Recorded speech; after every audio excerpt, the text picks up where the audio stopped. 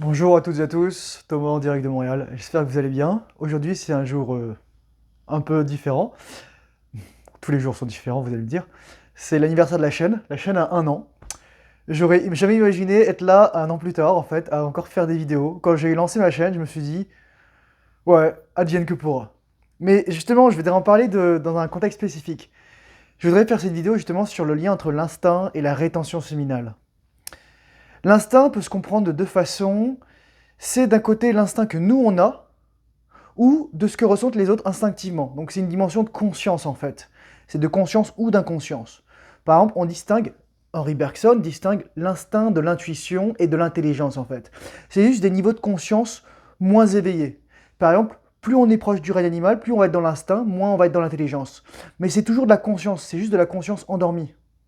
Voilà, ça commence fort. Bref, joyeux anniversaire moi, joyeux anniversaire à vous, merci de me suivre, merci pour tous les gens qui envoient des commentaires, merci pour les vues, merci pour tout quoi. Parce que finalement c'est ça aussi qui me pousse à continuer, c'est que probablement ça sert à quelqu'un tout ça. Je voulais parler de l'instinct parce que j'ai vu une vidéo justement de Ancient Archives, je vous mettrai le lien dans la description, qui discutait en fait de la façon dont on percevait le monde. L'instinct, je dirais, c'est un rapport primal très inconscient au monde. Et lorsque vous êtes en rétention séminale, ce qui se passe, quand vous êtes beaucoup plus connecté au divin, et à la fois, c'est-à-dire le haut, mais en même temps le bas, c'est-à-dire votre animalité, votre bestialité, votre caractère primal, parce que justement, vous avez de l'énergie sexuelle, l'énergie créatrice en vous, vous la cultivez, vous la faites monter, circuler, descendre, etc. Vous êtes beaucoup plus, je dirais, en contact avec vos propres ressentis.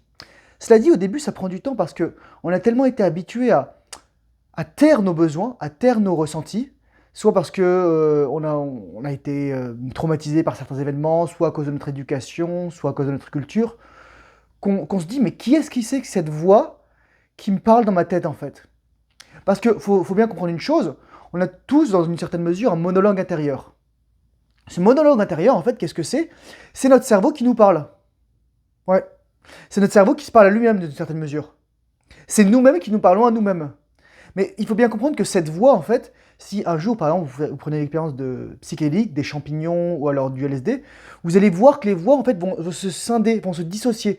Et vous allez voir quelle voix appartient à qui, en fait. Et d'une certaine mesure, vous avez intériorisé, en fait, des injonctions de l'extérieur, souvent. C'est ça, en fait, les voix que vous entendez. Par exemple, c'est votre père qui vous disait mets pas tes mains dans ton slip, ou des questions. Ou alors notre mère qui disait te mets pas joue pas par terre et ensuite mets-toi les mains dans la bouche.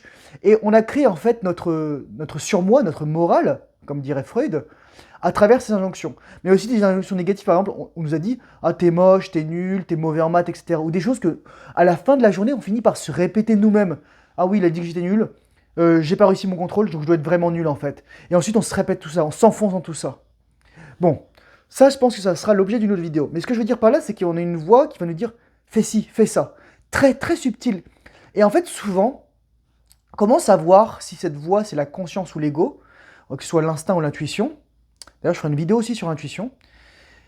Euh, c'est qu'en fait, est-ce que ça me fait me rétracter, ça me gêne, ou alors ça me dit ah, je me sens bien. Par exemple, là, aujourd'hui, je me suis réveillé, je me suis dit tiens, il faut que j'écrive à cette fille. Et je lui ai écrit, elle m'a répondu direct. Voilà. C'est ça. C'est vraiment ça, en fait, c'est sentir. Et c'est lié au fait aussi que vous avez une plus grande intelligence de vous-même. Et parce que vous, les gars, vous retenez la vie en vous. Je veux dire, littéralement, vous avez des mini-vous qui bougent partout, qui créent de l'électricité, qui se sont recyclés, qui deviennent plus forts, qui sont littéralement la source de la vie en vous, quoi. C'est des cellules extraordinaires. C'est littéralement, il y en a qui disent que les intestins c'est le deuxième cerveau, mais ça c'est votre troisième cerveau, les gars. Moi, je vais vous donner un exemple. Mes testicules, mes spermatozoïdes savent quand je suis avec une femme qui me plairait de devenir ma femme en fait. Comment je le sais? J'ai mal aux couilles. Quand je suis avec une femme, même quand je fais l'amour avec une femme très longtemps, ou que je date une nana et j'ai pas mal aux couilles après, je me dis, moi c'était juste une date en fait. Mais une intelligence, littéralement, un instinct reproducteur. Cet instinct est aussi lié, je dirais, au-delà de la compréhension du monde, avec la compréhension des gens. Par exemple, vous allez tout de suite savoir si une personne vous met à l'aise ou pas. Vous allez avoir un sentiment très bizarre en fait. Il y a des gens que J'ai recroisé récemment des gens qui sont ultra toxiques, mais en fait qui savent pas que tout ce que je sais d'eux. Et donc ils font genre, ils mettent une façade quoi. Mais sauf qu'en fait, je me suis rendu compte que j'étais pas moi-même avec ces gens. Et comme moi je suis pas moi-même, c'est-à-dire que je suis avec une personne toxique en fait. Je le sais. Moi je suis quelqu'un de très spontané, très sans filtre, vous l'avez vu, très honnête, très franc, un peu trop, je dirais, impulsif dans une certaine mesure. TDAH oblige. Mais lorsque je suis avec quelqu'un de toxique, de nocif, je deviens plus moi-même. En fait, je mets un énorme masque et je suis très fort pour jouer à ça en fait. Donc c'est vraiment un indice de conscience de moi-même de me dire ok c'est ça. Et, et aussi l'instinct, donc je disais c'est l'instinct que vous avez des autres, mais c'est l'instinct que les autres ont de vous. Et là je dirais il y a 4 catégories. Il y a les autres hommes en fait, ils vont soit vous détester, soit parce qu'il faut savoir qu'il y a un truc qui est, pas, qui est différent chez vous, qui les intimide, soit ils vont vous suivre, ils vont vous complimenter, ils vont devenir pas forcément féminins, mais ils vont vraiment en fait louer votre masculinité, faire l'éloge de votre masculinité. Les femmes, c'est pareil, elles vont sentir waouh, il y a quelque chose de différent. Moi, l'autre jour, j'étais avec une nana, on a couché ensemble, j'ai pas éjaculé, elle me dit bah, c'est quoi ton secret, les petits bulles bleus? Je fais non. Littéralement, elle croyait que je prenais du Viagra pour durer aussi longtemps. Je lui dis non, je suis comme ça, etc. Mais elle sentait qu'il y avait quelque chose chez moi. Les femmes avec qui ont une énergie sexuelle forte et saine sont attirées par un homme en rétention séminale. Les femmes qui ont une énergie sexuelle forte mais malsaine, ou alors je dirais pas équilibrée, elles vont parfois être attirées, mais parfois elles vont être plutôt rejetées. En fait. Elles vont pas savoir à qui elles ont affaire. Elles vont croire qu'en fait on est needy par le fait qu'on est plutôt dans notre cultivation personnelle. C'est paradoxal en fait. Moi j'ai rencontré des femmes comme ça récemment. Des femmes qui avaient une très forte énergie sexuelle, mais justement j'avais pas eu le coup bleu, et surtout elles étaient bloquées en fait à des étapes de leur vie, même si elles étaient parfois en train d'avancer. Et les deux autres catégories, c'est les enfants et les animaux. Les animaux en fait c'est trop drôle parce que je me souviens, j'étais allé chez une fille, voilà, c'était le seul hook-up de ma vie, littéralement. Le seul hook-up de ma vie. Et elle avait une chatte qui s'appelait Cléopâtre. C'est trop drôle. Et elle me dit ah, ben c'est bizarre qu'elle soit comme ça avec toi, d'habitude elle est pas comme ça. Et là, je la regarde, je fais. On me dit à moitié en rigolant, à moitié pas en rigolant. Oui, parce qu'il y a beaucoup de garçons qui viennent ici aussi. C'est trop drôle, mais c'est ça en fait. Les animaux vont sentir votre énergie vitale. Moi, mon chat, pareil, il est devenu très câlin, très amoureux. Il veut beaucoup d'attention de ma part. En fait, il veut mon attention. Et il a tellement voulu d'attention l'autre jour qu'il a chié sur mon lit. Voilà, bon bref. Mais par exemple, aussi j'ai été chez une autre femme, qui est une partenaire de jeu, tout ça. Et elle avait un petit chien, un chien de 1 an quoi. Pareil, le chien, elle me dit, je l'ai jamais présenté à un homme, je sais pas comment il va réagir. Ça s'est super bien passé en fait. Le chien était excité de me voir, mais il sentait la compétition en fait. Parce que lui aussi, il n'était pas castré encore. Et d'ailleurs, je trouve que c'est une tragédie qu'on doive castrer les animaux en fait. Bah, que les propriétaires soient intimés de castrer leurs animaux. Et il voulait pas que je dorme dans le lit, donc j'ai dormi sur le canapé, le chien. Sinon, j'étais aussi une autre femme, justement, que je vois régulièrement, qui a un chat qui s'appelle Billy. Très drôle. Billy Jimmy. Il a les deux noms. Mais ce chat, c'est trop drôle, en fait, lorsqu'il vient vers moi, alors il adore ma compagnie, il adore se protéger contre moi, mais surtout, il s'installe sur mes testicules, il s'installe sur mon paquet. Mais même les chiens dans la rue, les animaux sentent que vous êtes en rétention, les gars. Les animaux, ils le sentent. Les chiens, les chats, les oiseaux. L'autre jour, j'étais entouré de pigeons dans la rue, alors que j'avais rien à donner à manger. On va me dire, on est tous entourés de pigeons, mais c'est autre chose, quoi. Et bref, la dernière catégorie, c'est les enfants. C'est trop drôle parce que ce matin, je me suis levé à 2 heures, en fait. Le jeûne, plus rétention séminale, je pétais le feu.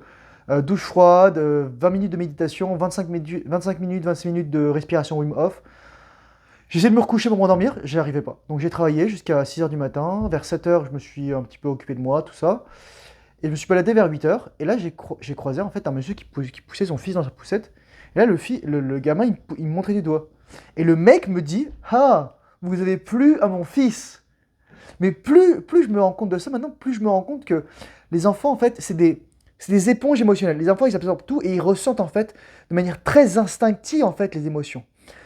Pour vous développer cela, j'avais une très bonne amie à moi qui a 2 filles. Elle me disait, ouais, c'est ça, lorsque je me mets en colère, bah, Héloïse, elle se met tout de suite en colère, elle se met à pleurer, enfin, je sais pas ce qui se passe. Mais je lui dis, c'est normal, les enfants, ils vont ressortir les émotions, ils vont pas être capables de l'exprimer de manière claire et articulée, mais ils vont le faire sortir de manière brute, en fait. Et donc, mais si vous êtes en rétention, que vous êtes bien dans votre peau, et que vous vibrez très fort, les enfants, ils vont aussi sentir ça. Mais pas seulement les enfants, aussi les gens plus jeunes que vous en général, mais aussi les gens plus âgés. Tous les gens plus jeunes, ils vont être inspirés par vous. Et c'est pour ça que c'est important lorsqu'on est bon, d'être en rétention séminale, deux, lorsqu'on est en rétention séminale, d'avoir une communauté avec qui on partageait ça. Je pense que c'est très dur d'être en rétention séminale seul si on n'a pas des partenaires avec qui on peut faire circuler l'énergie hors de soi. C'est mon point de vue, peut-être que c'est aussi une pratique, c'est une question monacale, etc., ou d'ermite, mais c'est comme ça que je le vois. Sinon, ouais, c'est ça. Donc c'est ça, rétention et instinct. Ça développe votre instinct et votre intuition. Les deux sont liés. Les deux sont liés. Sur ce, je vous souhaite une excellente journée. Courage, force et honneur. Bonne rétention séminale. Très bonne journée à vous. Beaucoup d'amour, de bienveillance. Et je vous dis à bientôt dans une prochaine vidéo. Bye bye.